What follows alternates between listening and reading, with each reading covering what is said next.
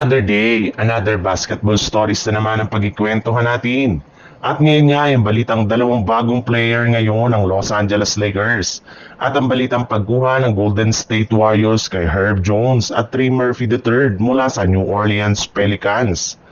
Medyo magaan na nga ang game schedule ng Los Angeles Lakers ngayong December dahil pagkatapos nga na manalo sila sa kanilang last game laban sa Phoenix Suns ay magkakaroon ulit ang kanilang team ng 3 days na bakasyon bago sila sumabak muli sa kanilang next game kontra sa Utah Jazz sa darating na December 19.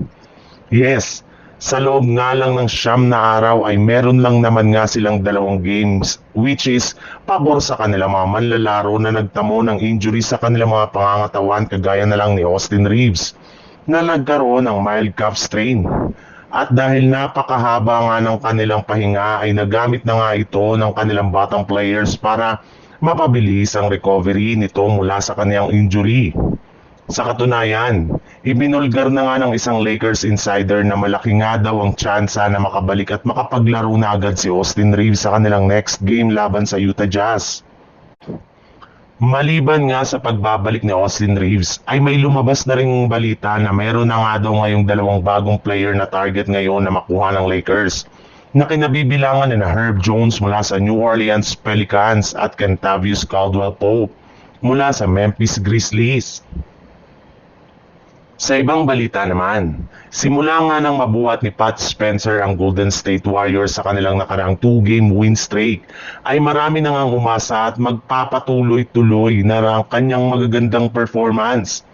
Pero sa kasamaang palad, hindi rin naman nga nagtagal at balik na naman siya ngayon sa pagiging isang bangko simula nang bumalik si Stephen Curry. In fact, masyado na ngang nililimitahan ng Warriors ang kanyang playing time sa kanilang last game laban sa Portland Trail Blazers sa pagkakuha lamang niya dito ng 7 minutes sa loob ng court. Hindi na rin naman nga nakahawak ng matagal ng bola o nakakagawa man lang ng mga tira at ng mga plays para sa kanyang mga teammates. Yes, dahil nga sa masyadong nakatuon ang buong depensa ng Golden State Warriors kay Curry ay nasasayang na naman nga nila ang talento ni Pat Spencer.